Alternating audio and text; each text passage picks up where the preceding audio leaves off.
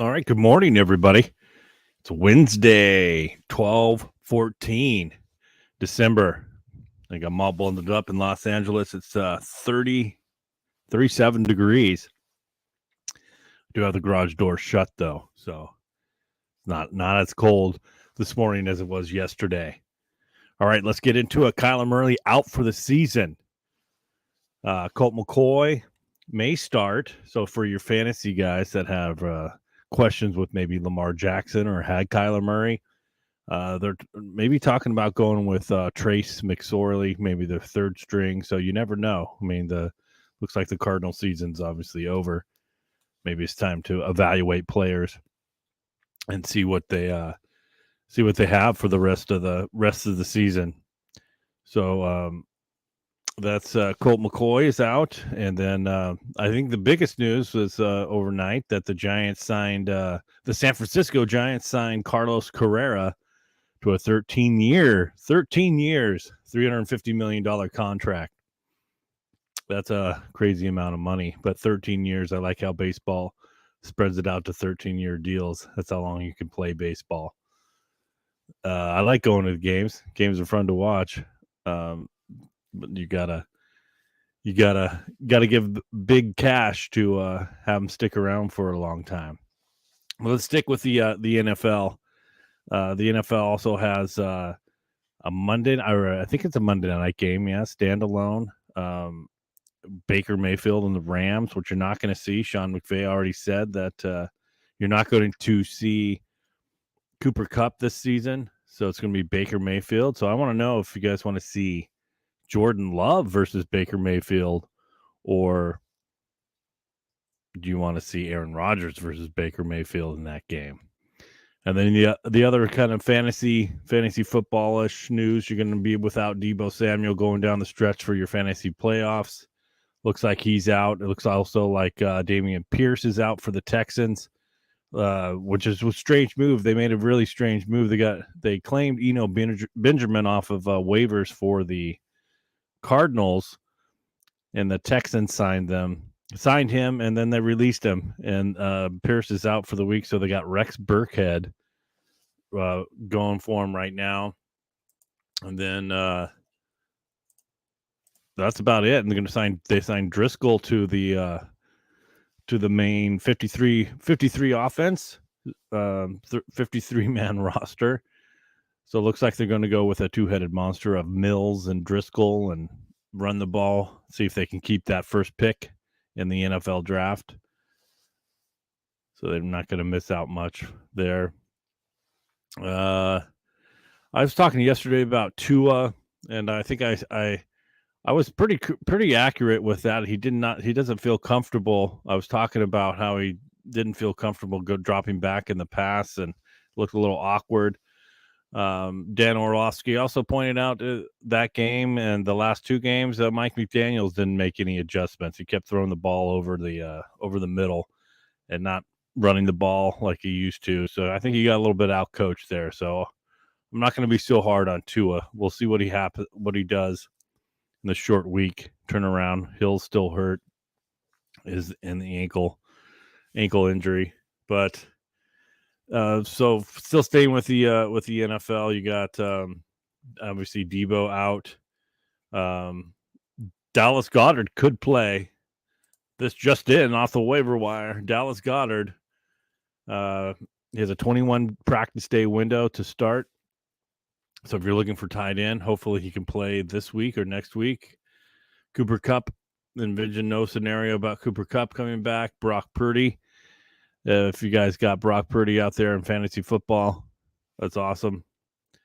Jeff Wilson did not practice. And Lamar Jackson did show up with practice, and Tyler Huntley. So that could be a toss-up. I don't see Lamar playing, though. I don't think Lamar is going to play. So, again, it's week 15 in fantasy football. So if you want to check it out, who your Colt McCoy, Brock Purdy, Jeff Driscoll. I know in some leagues, Jeff Driscoll is also a tight end. So might want to pick up Driscoll and put him in the tight end spot because he's gonna run the ball for the Texans. All right, let's move on to the NBA. There is some rumor, some talk about Noel Netheres from Kentucky, who now plays for Detroit, being on the move. The Blazers, Mavs, and Heat are taking a look at him for a possible trade. I can see the Blazers and the Heat doing that move because they need a backup center. They need some length. They need some athleticism, as do the Heat. I don't know about the Mavs. There's one other team. Also want to get into the Phoenix Suns, lost 5 straight. And DeAndre Ayton's contract comes up in January. He'll be able to be traded at that time. So look for maybe a little bit of a mix-up there with the Suns. They might want to make some moves. Doesn't look like, losing 5 in a row at this point in the season. That's not a good sign. So maybe look for Ayton to be moved. But the Pelicans look like to be the real deal. They got a good bench. Zion's playing well. CJ McCollum's got him in a good leadership role. And Pelicans are at the top of the ladder now all of a sudden. It's Pelicans and Grizzlies. Looks like if you're going to make some bets for who's going to win the NBA championship, let's do it today. Go to DraftKings and check out the odds on those two winning the championship for 2022-2023. I also saw Draymond Green. He was chirping with a fan the other night or last night and got into it. The fan got kicked out. Let me see if I can find some video of that. But the fan got kicked out of the game. Draymond said he was threatening his life. There is a code of conduct. You can't cross the line when you're there. And I'm speaking from experience. I have been kicked out of an NBA basketball game myself. Had a little too much libations and saw I think it was Grant Hill. I think it was Grant Hill and Tracy McGrady.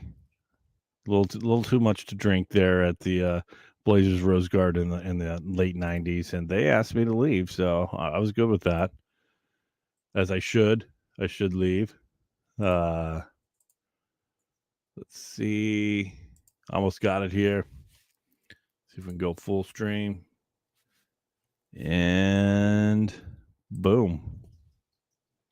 Let's put it up. And listen to what Draymond Green had to say.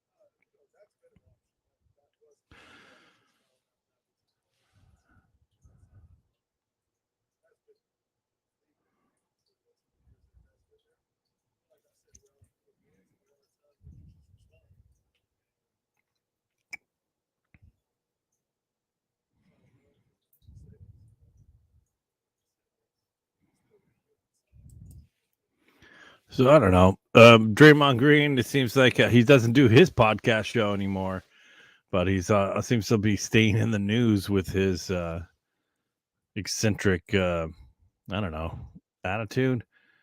That's fine if you want to get into it as a fan, but don't cross the line on either side. You can talk some light trash. That's part of the game. It's entertainment, but don't take it too far. And if you're a fan and you don't like how he's acting, keep your mouth shut or get the hell out. So Draymond Green is making some news here with, again, not with his play, but with his mouth and his actions. And the Golden State Warriors are in the last place. 10th place, which is basically last place in the NBA standings. So it looks like they got a lot of work to do. I wouldn't be surprised if they make some moves as well coming up before the trade deadline. I don't know if they can move Draymond. I don't know who would want Draymond Green, but It looks like they got to shake that roster up to make sure they get up to the championship standards. I guess it's another hangover like the Los Angeles Rams. They have dropped to the bottom of the standings. All right, I want to thank everybody that was watching the broadcast on the restream. I appreciate it. I'm trying to get better each day, more prepared. I will tell you how this started yesterday. I wake up a lot of mornings saying, you know what, I wish I could just do like a 15-minute sports show and talk about sports because I like sports, and I'm in fantasy football, fantasy basketball. I do a podcast for the Portland Trailblazers, not for them, about them, a 77 podcast show, also on YouTube.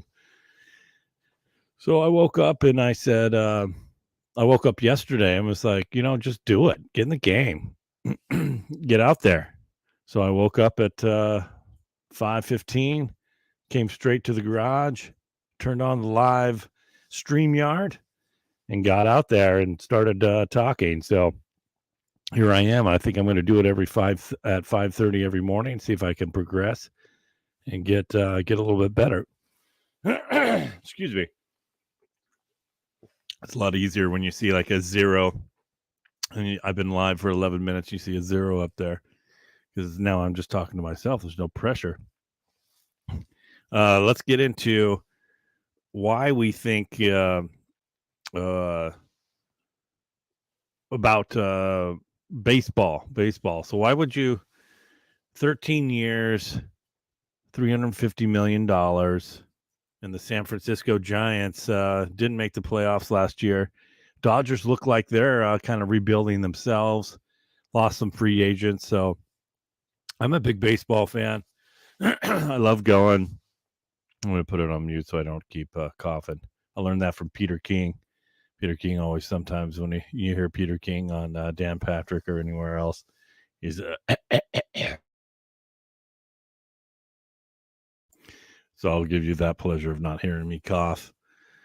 So the Giants are retooling. They want to probably get back into it, take advantage of the Dodgers not making too many moves. And if you go look here and look for Major League Baseball transactions, the Dodgers are kind of going minor league. Kenley Jansen was with the Red Sox, so they do have pitching. They do have a solid core. So I think the Giants are trying to make a counter move to see if they can win that division this year. All right, we're at the 13-minute mark. It's Wednesday morning, December 14th, 5:48. I'm going to run down the Twitter feed and see what we got here. I did see something coming across that with the NFL. Trevor Lawrence, Dallas Goedert could play. I mentioned that. What? Okay, Los Angeles Rams. NFC Offensive Player of the Week. Baker Mayfield flying into Los Angeles. Let's get into that a little bit. Do you really think that he just read the playbook on the plane and jumped into the game and won it? I believe there might have been some phone calls made a little bit before because Baker Mayfield did request that trade and went to the general manager, and then they started talking a little bit, and then next thing you know, he's on a plane. And most people were talking San Francisco, but I bet you there was a phone call with Sean McVay. Hey, here's the playbook. Why don't you show up here Thursday night? We'll start the young kid for a couple plays and then put you in the game, and we'll go from there. But that was a cool game to watch. I live in Los Angeles. I follow the Chargers and the Seahawks and the Falcons, but the Rams are also here in Los Angeles, obviously. But it was a good story. It's good fun to watch the Baker come in, and I always wish everybody success. I don't want anybody to fail. They're professional athletes, so they are good. They don't suck. That's one thing I won't do on this radio show. This guy sucks.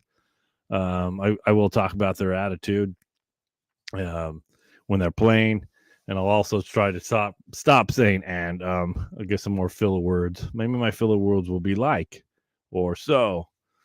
or Baker. That's what I'll say. My filler word instead of and so will be Baker. So Baker, NFC Offensive Player of the Year, of the week. I also want to briefly mention Mike Leach passed away of health complications yesterday. I know him because of Washington State. I'm from Portland, Oregon. I'm from the Northwest, so it was always great to hear his press conferences. He brought some a different type of attitude to college football and sports in general, and he was a fun guy. He's funny. He would make press conferences interesting. So prayers go out and thoughts to Mike Leach's family and the NFL. I know Gardner Minshew went to Washington State with Mike Leach and did wonders for his career in Texas Tech. And a lot of the offenses you see in college football are, and something in the NFL, Cliff Kingsbury worked underneath Mike Leach as well. So rest in peace, Mike Leach.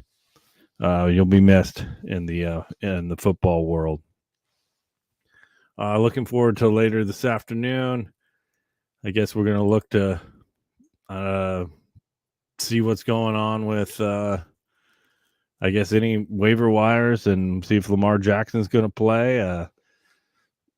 See what else is Tyreek's going to play. We got for all you fantasy football players and NFL fans, the game's on Saturday, so there are Saturday games in the NFL, and so don't forget to set your lineups and always set your lineups. And I wish you guys good luck this week and have a great morning. And we'll see you tomorrow at 5:30 a.m. here on the Mike DC Sports Show. All right, have a good day, everybody.